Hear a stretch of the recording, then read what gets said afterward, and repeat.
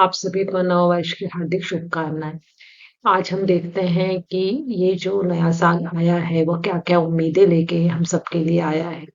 तो ये जो वीडियो मैंने बनाया है, ये मुख्य रूप से चंद्र राशि के ऊपर आधारित है। तो आज हम जानते हैं कि मेष उसके बाद कैंसर मतलब कर्क राशि, तुला राशि और मकर राशि के बारे में। 3 राशि के जो जातक रहेंगे, उनके लिए यह नया साल किस तरीके का परिणाम लेकर आएगा। तो सबसे पहले यदि हम फ़ोकस करते हैं तो 4 बड़े ग्रह इस साल राशि परिवर्तन कर रहे हैं। सबसे पहले जो शनि महाराज जो अभी कुंभ राशि में स्वराशि में गोचर कर रहे थे, वो 29 मार्च को अपनी राशि चेंज करेंगे, कुंभ से मीन राशि में आ जाएँगे। उसके बाद गुरु जो है वो मिथुन राशि में आ जाएँगे, जो अभी वृषभ राशि में गोचर कर रहे हैं और इनका टाइम रहेगा मई 18। उसके बाद इसी मई महीना में राहु और केतु भी अपने पुरानी राशि को छोड़ के नई राशि में गोचर करेंगे, क्योंकि ये भी 1.5 साल एक राशि में रहते हैं।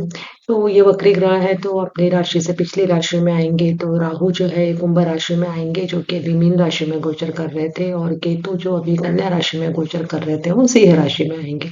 तो 4 बड़े ग्रहों का राशि परिवर्तन निश्चित रूप से हर जातक के जीवन में कुछ न कुछ चेंजेस लेकर निश्चित रूप से आएगा। तो आइए सबसे पहले हम जानते हैं मेष राशि के बारे में। इसके पहले एक बात मैं और आपको बताना चाहूँगी कि ये जो प्रेडिक्शन लिया गया है, यह जो है एक जनरल प्रेडिक्शन है। चंद्र राशि के ऊपर आधारित ये प्रेडिक्शन है। लेकिन यदि आप किसी समस्या से ग्रसित है या किसी परेशानी का आप सॉल्यूशन चाहते हैं, कुंडली का एनालिसिस करवाना चाहते हैं, तो आप स्क्रीन पे दिए हुए नंबर पर व्हाट्सएप मैसेज भेजकर यह सेवा ले सकते हैं, जिसके लिए आपसे एक न्यूनतम शुल्क लिया जाएगा। तो आइए जानते हैं अभी मेष राशि के बारे में। अब जो चेंजेस हो रहे हैं, जैसे सैटर्न की बात की जाए तो ये कुंभ राशि से मीन राशि में आ रहे हैं। कुंभ राशि में स्वराशि के थे, मीन राशि में आ रहे हैं, जल तत्व की राशि में आ रहे हैं। तो नेचुरली सैटर्न की जो एनर्जी होगी दैट बिकम सॉफ्टन। तो इनका जो इन्फ्लुएंस होगा that will be go to the personal development, that is empathy, inner growth.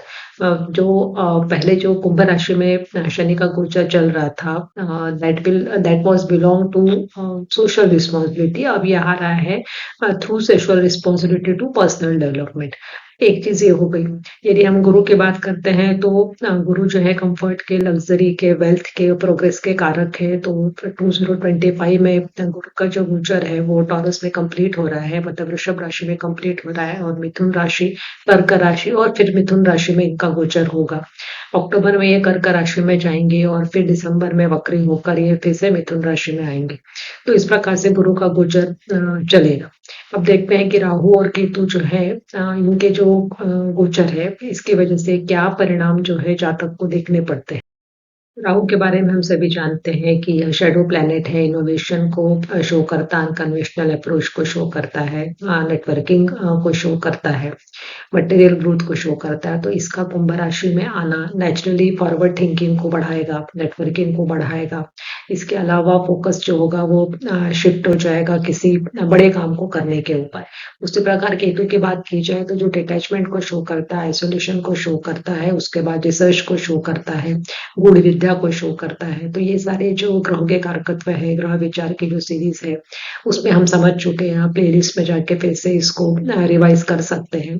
तो केतु का सिंह राशि में आना डिटैचमेंट दिखाएगा ईगो ड्रिवन एक्टिविटी से। इसके अलावा एनहांस करेगा स्पिरिचुअलिटी को, इस एनहांसमेंट रहेगा इनर रिफ्लेक्शन की तरफ। अब देखते हैं कि मेष राशि के ऊपर राहु, केतु, गुरु और शनि, इन 4 मुख्य ग्रहों का किस प्रकार से परिणाम वर्ष भर जातक को मिलेगा। और इसके बाद मैं एक बात आपको और बताना चाहूंगी कि जो बाकी ग्रह हैं उनका टाइम पीरियड काफी कम होता है गोचर में, जैसे 1 महीना 1.5 महीना होता है। तो उसको मुख्य रूप से जब हम वर्षफल निकालते हैं तो कंसिडरेशन जो होता है उसकी प्रायोरिटी थोड़ी कम रहती है बजाय कि इन 4 मुख्य ग्रहों की, क्योंकि इनका जो टाइम पीरियड है ट्रांजिट में काफी लंबा रहता है। अब इन सब से आप बहुत अच्छे से परिचित हो चुके हैं। तो अब मेष राशि वालों के बारे में जानते हैं। तो जो मेष राशि के जातक हैं, यदि उनकी कुंडली पे नजर डालते हैं, अब यहाँ पे मेष लग्न भी बन रहा है, लेकिन मैंने चंद्र राशि के ऊपर ही आधारित गणना की है। तो आप देखिए जुपिटर जो है मिथुन राशि में चला गया, अब तो थर्ड हाउस में बैठा हुआ है और लॉर्ड बन रहा है ये नाइन्थ हाउस का और ट्वेल्थ हाउस का, बैठा है थर्ड हाउस में। सैटर्न की पोजीशन देखते हैं तो सैटर्न जो है वो टेंथ और इलेवेंथ हाउस का लॉर्ड बनकर ट्वेल्थ हाउस में बैठा हुआ है। राहु केतु जो है ये चेंजेस करेंगे आने वाले समय में। तो राहु जो है कुंभ राशि में इलेवेंथ हाउस में बैठा हुआ है और केतु जो है ये फिफ्थ हाउस में बैठा हुआ है। एस्पेक्ट वाइज यदि हम देख ले तो सैटर्न की दृष्टि पड़ रही है सेकंड हाउस, सिक्स्थ हाउस और नाइन्थ हाउस के ऊपर। जुपिटर का एस्पेक्ट है सेवंथ हाउस के ऊपर, नाइन्थ हाउस के ऊपर और इलेवेंथ हाउस के ऊपर। तो यहाँ आप एक बात देखेंगे कि नाइन्थ हाउस जो है इसके ऊपर दो ग्रह एक साथ अपना प्रभाव डाल रहे हैं और दोनों ही स्लो मूविंग प्लैनेट है, जुपिटर भी और सैटर्न भी। यहाँ पे मैंने राहु और केतु की दृष्टियों को नहीं बताया है क्योंकि इसके बारे में थोड़ा मतांतर है। वैसे तो राहु की दृष्टि जो है पांचवी नववीं और केतु की भी पांचवी नववीं दृष्टि गिनी जाती है, लेकिन मुख्य रूप से राहु केतु जो है ये दृष्टि के बजाय जहां पर वो स्थित होते हैं एक वो और जिस राशि में स्थित होते हैं और राशि स्वामी के स्थिति के हिसाब से ही रिजल्ट देते हैं, ऐसा ही ज्यादातर देखने में आया। तो देखते हैं कि मेष राशि वालों के लिए यह साल क्या लेकर आया है। शनि महाराज के मीन राशि में एंटर करते ही मेष राशि वाले जातकों की साढ़े साथी शुरू हो जाएगी। फर्स्ट फेज उनका रहेगा। इसके बाद इनका ट्वेल्थ हाउस में शनि महाराज का गोचर करना निश्चित रूप से इस बात को शो कर रहा है कि फॉरेन ट्रैवल के चांसेस है। एक्सपेंसेस जो होंगे वो चैरिटी के ऊपर, हॉस्पिटल्स के ऊपर होने का भी चांस है क्योंकि वहां से इसकी दृष्टि सिक्स्थ हाउस पे पड़ रही है। तो हेल्थ इश्यूज के ऊपर एक्सपेंसेस होना यह भी इस बात का संकेत है। इसके अलावा यदि जॉब पॉइंट ऑफ व्यू से हम देखते हैं तो कुछ ना कुछ अड़चनें जो होंगी मेष राशि वाले जातकों को अपने वर्क प्लेस पे फेस करनी पड़ सकती है। हाँ, ये बात अलग है कि वो उससे इजीली ओवरकम कर जाएंगे और जो लोग फॉरेन जाना चाहते हैं वो भी इस पीरियड में ट्राई कर सकते हैं। उसके चांसेस यहाँ पे दिखाई दे रहे हैं। इन्हें कोर्ट कचहरी के मामलों से में सतर्कता रखने की सलाह दी जाती है। जो सिंगल वन है यदि वो शादी करना चाहे तो यह पीरियड काफी अच्छा है। इनकम और गेन की दृष्टि से यदि बात की जाए तो मेष राशि वालों जातकों के लिए यह साल धन योग का निर्माण कर रहा है क्योंकि दो जो मुख्य ग्रह है उसकी दृष्टि भाग्य भाव पे पड़ रही है। तो भाग्य का साथ इस राशि के जातकों को वर्ष भर मिलता रहेगा। नया वेंचर स्टार्ट करना चाहे, कोई बिजनेस स्टार्ट करना चाहे पार्टनरशिप में तो करें, लाभ होने के चांसेस हैं। जॉब में भी इन्हें कुछ ना कुछ चेंजेस मिलते रहेंगे। हो सकता है इन्हें जॉब चेंज करना पड़े, प्रमोशन मिलने के इनको चांसेस है। इसके बाद यदि इनका फ्रेंड सर्कल और सोशल नेटवर्किंग की बात करें तो वह भी काफी स्ट्रॉन्ग रहेगा और उससे काफी सपोर्ट मेष राशि वाले जातकों को मिलता रहेगा। Health of point of view से बात करते हैं तो यह साल थोड़ा-सा सतर्कता बरतने का है। आँखों से रिलेटेड, बोन से रिलेटेड, नर्व से रिलेटेड प्रॉब्लम्स होने के चांसेस हैं। तो यही सलाह दी जाती है कि आप एक बैलेंस डाइट और रेगुलर रूटीन आप फॉलो करते रहें, तो इससे आप काफ़ी हद तक बच सकते हैं। और स्पेशली जुलाई टू नवंबर का जो टाइम रहेगा उसमें मोर कॉशियस होने की ज़रूरत है। अक्टूबर में जब जुपिटर जो है वो एक्सॉल्टेड हो जाएंगे कर्क राशि में, तो वो जो टाइम रहेगा मेष राशि वाले जातकों के लिए सबसे उत्तम समय रहेगा सभी पॉइंट ऑफ व्यू से। मैरिज, रिलेशनशिप्स, इनकम, इसके बाद प्रमोशन, जॉब, बिजनेस जो भी आप कर रहे हैं उन सभी में आपको फायदा मिलने के पूरे चांसेस दिखाई दे रहे हैं। हायर एजुकेशन एजुकेशन लेने के भी चांसेस ये साल आपको दे रहा है। इस में एजुकेशन में मुख्य रूप से रिसर्च से ओरिएंटेड यदि आप किसी फील्ड में काम करना चाहते हैं तो उसमें आपको ज़्यादा फायदा होगा। इसके अलावा एस्ट्रोलॉजी, न्यूमरोलॉजी, ऑकल्ट साइंस में जो जातक इंटरेस्ट रखते हैं यदि वो उसमें पढ़ना चाहे, आगे बढ़ना चाहे तो बढ़ सकते हैं। ग्रहों का जो सपोर्ट है वो आपको मिलता रहेगा। लेकिन दिसंबर में जब जुपिटर रेट्रो हो रहे हैं तो उस समय थोड़ा-सा केयरफुल रहने की ज़रूरत है रिगार्डिंग फादर हेल्थ मेनली। बाकी लोगों के साथ भी रिलेशनशिप में थोड़ी बहुत अनबन हो सकती है। ट्रैवल करते समय आपको थोड़ा केयरफुल रहने की ज़रूरत है। लव रिलेशनशिप के लिए यह साल उतना अच्छा नहीं है मेष राशि वाले जातकों के लिए, लेकिन मैरिड लाइफ जो होगी वो उनकी काफ़ी अच्छी चलती रहेगी। तो कुल मिला के यदि हम मेष राशि की बात करते हैं तो यह साल उनके लिए इनकम पॉइंट ऑफ व्यू से अच्छा है, मैरिड लाइफ के हिसाब से अच्छा है, न्यू वेंचर्स के हिसाब से अच्छा है। अब जानते हैं अगली राशि के बारे में। करते हैं अगली राशि कर्क राशि की। तो कर्क राशि में जुपिटर और सैटर्न इनका गोचर जो हो रहा है, जुपिटर का हो रहा है 12th हाउस में, सैटर्न का होगा 9th हाउस में। और राहु और केतु की बात की जाए तो केतु सेकंड हाउस से गोचर करेगा और जो राहु है वो 8th हाउस से गोचर करेगा। यदि हम दृष्टियां देखते हैं, जुपिटर की दृष्टि पड़ेगी 4th हाउस के ऊपर, 6th हाउस के ऊपर और 8th हाउस के ऊपर। और सैटर्न की दृष्टि पड़ रही है 11th हाउस के ऊपर, 3rd हाउस के ऊपर और फिर से 6th हाउस के ऊपर। तो यहाँ पे भी आप देखेंगे कि 6th हाउस के ऊपर दो ग्रह जो है अपना आस्पेक्ट डाल रहे हैं। राहु केतु का गोचर मैंने आपको बताया है, उनकी दृष्टियां अभी कंसिडर नहीं की है। वो अपने राशि स्वामी के हिसाब से रिजल्ट देंगे। तो अब हम देखते हैं कि ये जो गोचर हो रहा है, ये किस प्रकार के परिणाम व्यक्ति को देगा। आगे अब बात करते हैं कर्क राशि वाले जातकों के करियर के बारे में। तो ये साल जो होगा, जैसे कि मैंने पहले भी बताया है कि कंटक शनि का पीरियड लगभग खत्म होने पर है मार्च के बाद। तो ये साल जो है लास्ट ईयर के हिसाब से, उसके पहले के हिसाब से काफी अच्छे आउटकम्स लेकर आ रहा है।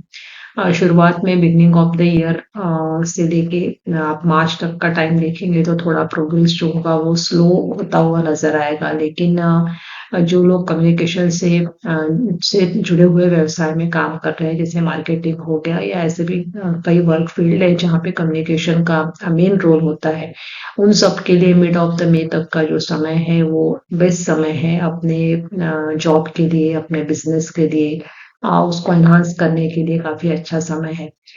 उसके बाद मिड ऑफ द ईयर के बाद थोड़े प्रॉब्लम्स जो होंगे वर्क प्लेस के ऊपर कलीग्स के साथ होते हुए नजर आ सकते हैं। लेकिन स्टिल यही कहना चाहूंगी मैं कि लास्ट ईयर के हिसाब से इस साल जो वर्क एनवायरनमेंट होगा वो काफी रिलैक्सेशन वाला होगा। एक रिन्यूड एनर्जी के साथ, एक कमिटमेंट के साथ कर्क राशि वाले जातक जो होंगे अपने वर्क फील्ड के ऊपर काम करते हुए नजर आएंगे। जो लोग जॉब स्विच करना चाहते हैं या प्रमोशन आदि का वेट कर रहे हैं, उनके लिए भी जो समय है ये काफी अच्छा जाएगा। मिड ऑफ द मे के बाद थोड़ा-सा अपने कम्युनिकेशन के ऊपर जो है ध्यान देने की ज़रूरत है। ज़्यादा से ज़्यादा जो है पॉज़िटिव वर्ड्स का उपयोग करें, नेगेटिव या बिटर वर्ड्स का उपयोग ना करें वर्क प्लेस के ऊपर, तो बेहतर साबित होगा। जो लोग इम्पोर्ट एक्सपोर्ट के बिज़नेस के साथ जुड़े हुए हैं या फॉरेन रिलेटेड किसी जॉब के साथ, किसी बिज़नेस के साथ जुड़े हुए हैं, तो उन सब के लिए भी ये जो समय है बिजनेस पॉइंट ऑफ व्यू से काफ़ी अच्छी अपॉर्चुनिटीज़ लेकर आया हुआ है।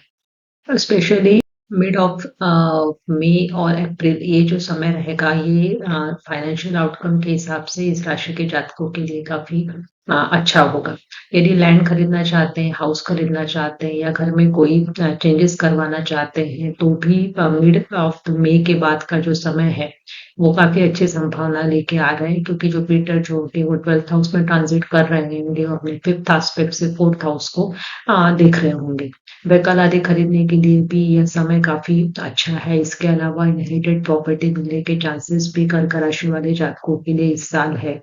जो एक्सपेंसेस होंगे आफ्टर मई जो बढ़ते हुए नज़र आएँगे, specially on charity, on NGO और हॉस्पिटल्स, या फिर कोई फॉरेन रिलेटेड मैटर के साथ आपका कुछ जुड़ाव है, तो वहाँ पे भी कुछ खर्चे होते हुए नज़र आ सकते हैं।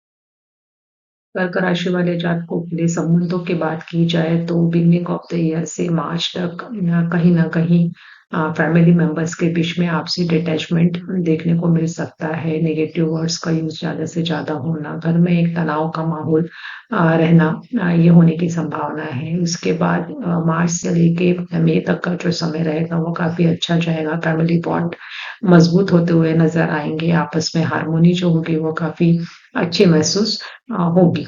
इसके बाद यदि अक्टूबर से दिसंबर तक का हम समय देखते हैं, तो उस समय जो होगा मैरिड लाइफ के हिसाब से समय काफ़ी अच्छा है। हेल्प और सपोर्ट मिलेगा आपको अपने पार्टनर से, और कुल मिला के जो घर का माहौल होगा वो काफ़ी अच्छा होगा।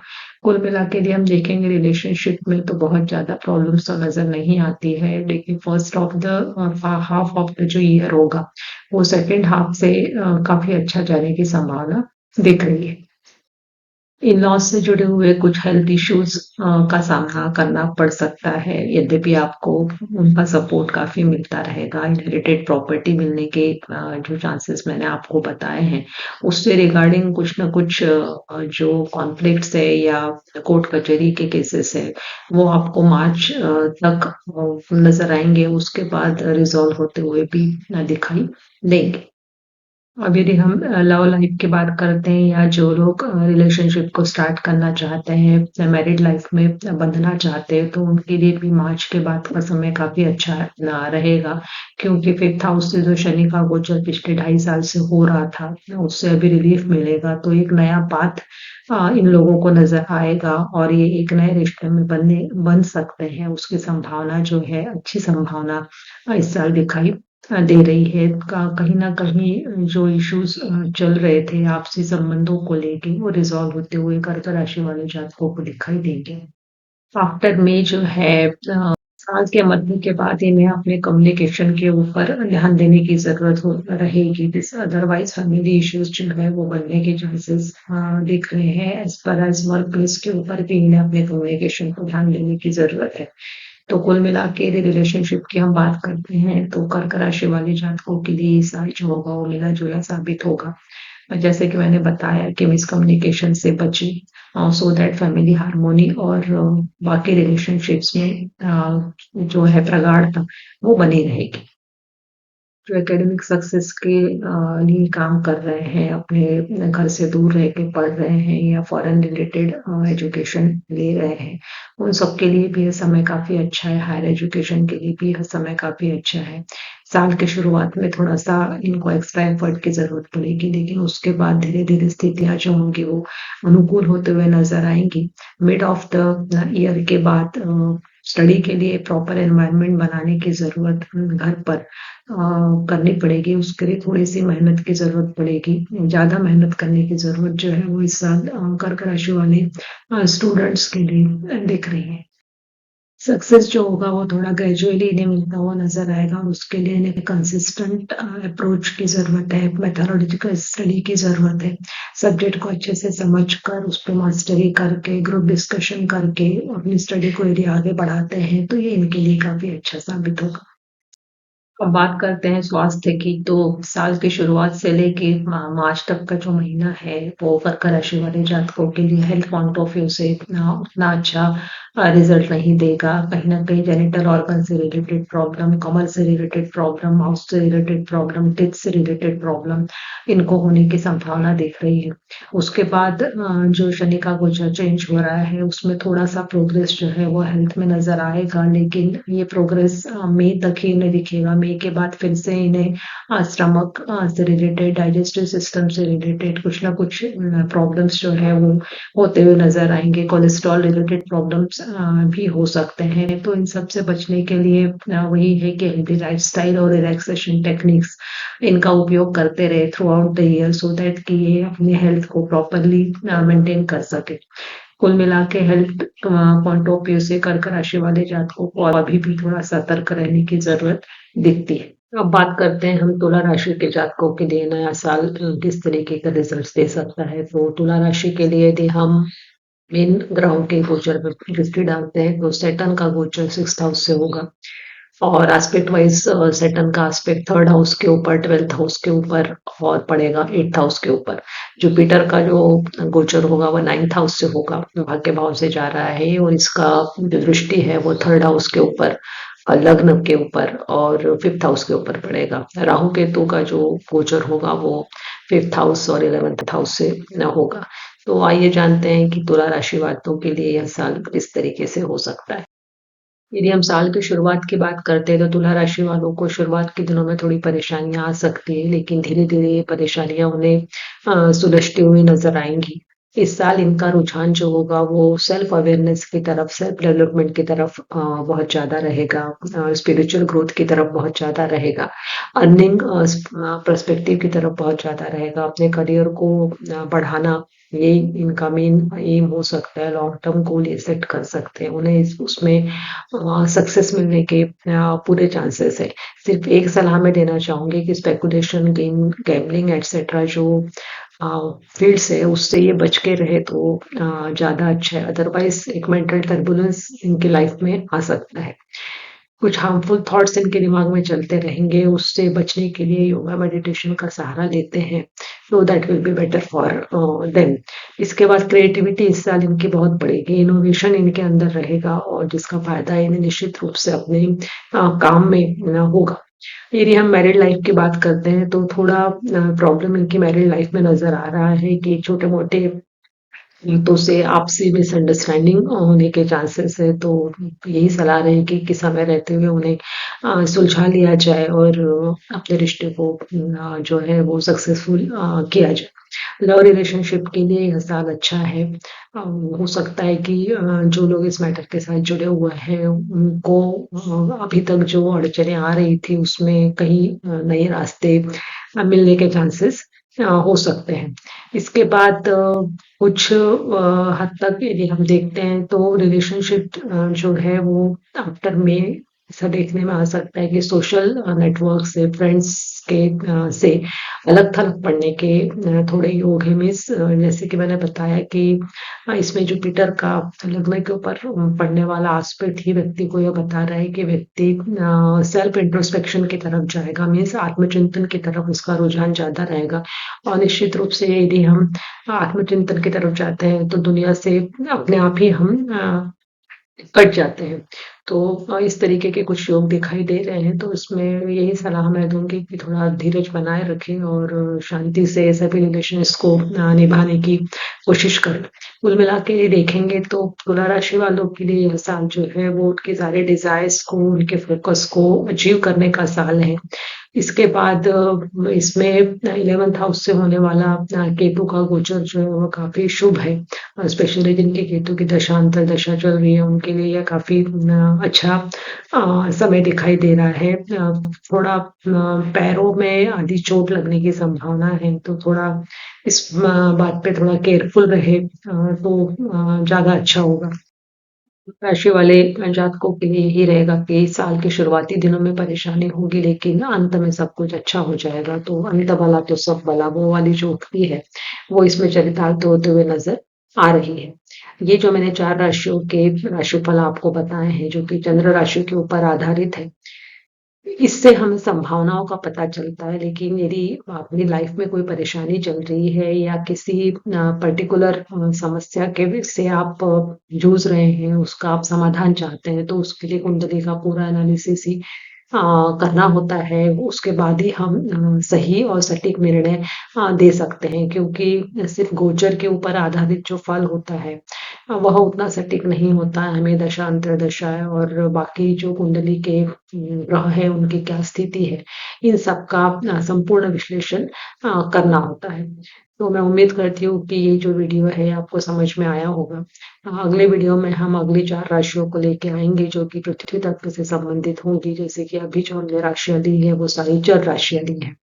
तो आगे आने वाले वीडियो तक आप सभी का धन्यवाद। बहुत-बहुत नमस्कार। अगली जो राशि मैंने ली है वो है मकर राशि। तो मकर राशि वालों के लिए तो खुशखबरी है क्योंकि उनका साढ़े सती का पीरियड खत्म हो रहा है। यदि हम मुख्य ग्रहों का गोचर देख रहे हैं तो जुपिटर इस चंद्र राशि को मैंने लिया हुआ है, तो वो 6th हाउस से गोचर करेंगे और एस्पेक्ट डालेंगे 2nd हाउस के ऊपर, 12th हाउस के ऊपर और 10th हाउस के ऊपर। सैटर्न का गोचर जो होगा वो 3rd हाउस से मीन राशि से होगा और उसका एस्पेक्ट पड़ेगा 5th हाउस के ऊपर, 9th हाउस के ऊपर और अगेन 12th हाउस के ऊपर। तो नेचुरली 12th हाउस के ऊपर फोकस आ गया क्योंकि दोनों ग्रह जो है वो 12th हाउस पे एस्पेक्ट डाल रहे हैं। राहु केतु इसमें एक्सेस राहु केतु का जो एक्सेस रहेगा गोचर में वो 2nd एंड 8th हाउस रहेगा। तो अब देखते हैं कि मकर राशि वालों के लिए ये साल क्या संभावनाएं लेकर आया है। तो निश्चित रूप से काफी रिलैक्सेशन मकर राशि के जातकों को महसूस होगा। थोड़ा इन्हें अभी टिल मई तक जो है अपने आर्गुमेंट्स और स्पीच के ऊपर ध्यान देने की ज़रूरत है। मैं यही सलाह दूँगी कि नेगेटिव या बिटर वर्ड्स का यूज़ ना करें, तो ज़्यादा अच्छा है। शॉर्ट जर्नी के भी योग इस राशि के जातकों के देखने को मिल रहे हैं। स्पेशली कोई भी नया प्रोजेक्ट यदि ये स्टार्ट करना चाहते हैं, कोई बिज़नेस स्टार्ट करना चाहते हैं, तो ये लोग कर सकते हैं और आफ्टर 29 मार्च आप देखेंगे तो इस राशि के जातकों को अच्छा धन लाभ होने के भी चांसेस है। थोड़ा इनके जो स्वभाव में है वो आलस की वृद्धि हो सकती है, तो उससे बच के रहे स्पेशली वर्क प्लेस के ऊपर। और उस वजह से ये होता है कि कई बार हमारे सामने जो काम है उसे हम आज पे ना करते हुए कल पे टालते हैं, तो उससे इनके प्रोग्रेस में जो है थोड़ी सी रुकावट आने के चांसेस है। तो आलस से बचे, यह सलाह मैं देना चाहूंगी। स्पेशली दिसंबर के मंथ में थोड़ा अपने डाइट के ऊपर कंट्रोल करने की ज़रूरत है। वैसे कुल मिला के साल में इन्हें बहुत ज़्यादा मेजर हेल्थ इश्यू आने के चांसेस नहीं है। अक्टूबर मंथ के अंदर यदि आप देखेंगे तो इन्हें काफ़ी सपोर्ट मिलेगा सभी तरफ से। स्पेशली लाइफ पार्टनर से इन्हें काफ़ी सपोर्ट मिलता हुआ महसूस होगा। इसके अलावा बिजनेस पार्टनर से भी इन्हें सपोर्ट मिलेगा। बिजनेस में भी काफ़ी डेवलपमेंट इन्हें होता हुआ नजर आएगा। इसके बाद फिक्स एसेट्स जो है इनके इंक्रीज होने के चांसेस है। मींस फ्लो ऑफ मनी जो होगा थ्रू आउट द ईयर काफी अच्छा रहेगा। एग्रीकल्चर फार्मिंग के थ्रू भी गेन होने के चांसेस दिख रहे हैं। और साल के आखिर तक आप देखेंगे तो इनका बिजनेस या इनका जॉब जो कुछ भी ये काम कर रहे हैं उसमें इन्हें काफी सक्सेस मिलने के चांसेस है। यदि स्टूडेंट्स की बात की जाए या जो पढ़ना चाहते हैं, हायर एजुकेशन लेना चाहते हैं, क्योंकि एजुकेशन लेने की वैसे कोई उम्र नहीं होती, किसी भी एज में आप एजुकेशन ले सकते हैं। तो नेचुरली यदि कोई इस तरीके की इंटरेस्ट रख रहा है तो उसका इंटरेस्ट ऑकल्ट साइंस की तरफ और रिसर्च की तरफ ज़्यादा दिखाई देगा। और उसमें यदि एजुकेशन लेते हैं तो निश्चित रूप से इन्हें सफलता मिलेगी। नेटिव जो होगा वो मोर स्पिरिचुअल और रिलीजियस हो जाएगा इस साल। उस स्पेशली उसका जो फोकस रहेगा जो है मटेरियल लाइफ से हट कर स्पिरिचुअलिटी की तरफ जाएगा। तो ये मैंने एक बात पहले भी बताई है कि जब भी हम साढ़े सात या अढ़ैया से होकर गुजरते हैं, इसके पहले वाले वीडियो में शायद मैंने बताया था शनि का, जब मैंने लग्न में शनि होने पे किस प्रकार के रिजल्ट देता है, उसमें ये बात बताई थी कि इस जो अनुभव से गुजरता है नेटिव, तो उसके बाद निश्चित रूप से वो काफ़ी मैच्योर हो जाता है। और जब इंसान मैच्योर हो जाता है तो कहीं न कहीं लाइफ़ की रियलिटी के साथ जुड़ जाता है और मटेरियलिस्टिक लाइफ़ से थोड़ा-सा अ हट जाता है, कहना चाहिए। मीन्स कट जाता है ऐसा तो नहीं कहेंगे, लेकिन हट जाता है और आध्यात्मिक उन्नति की तरफ उसका रुझान बढ़ने लगता है। इसके बाद इन्हें थोड़ा केयरफुल रहने की ज़रूरत है व्हाइल ड्राइविंग, क्योंकि कुछ चोट आदि लगने के भी चांसेस है। सेकंड थिंग, आफ्टर में इन्हें अपने फूड हैबिट्स के ऊपर कंट्रोल करना चाहिए। स्पेशली बेवरेजेस में जैसे अल्कोहल एटसेट्रा, इससे ये दूर रहे तो बेटर होगा। जुलाई टू नवंबर में इन्हें अपने फादर के हेल्थ रिलेटेड इश्यूज जो है उससे रूबरू होना पड़ सकता है। इनकी रिस्पॉन्सिबिलिटीज फैमिली में इंक्रीज हो जाएगी। और लेकिन धीरे धीरे साल के आखिर तक सारी जो परिस्थितियां हैं वो सेटल हो जाएगी। तो कुल मिला के मकर राशि वालों के लिए जो साल है ये मिला-जुला परिणाम देगा। लेकिन निश्चित रूप से साढ़े साती का अंत होने की वजह से कुछ अच्छे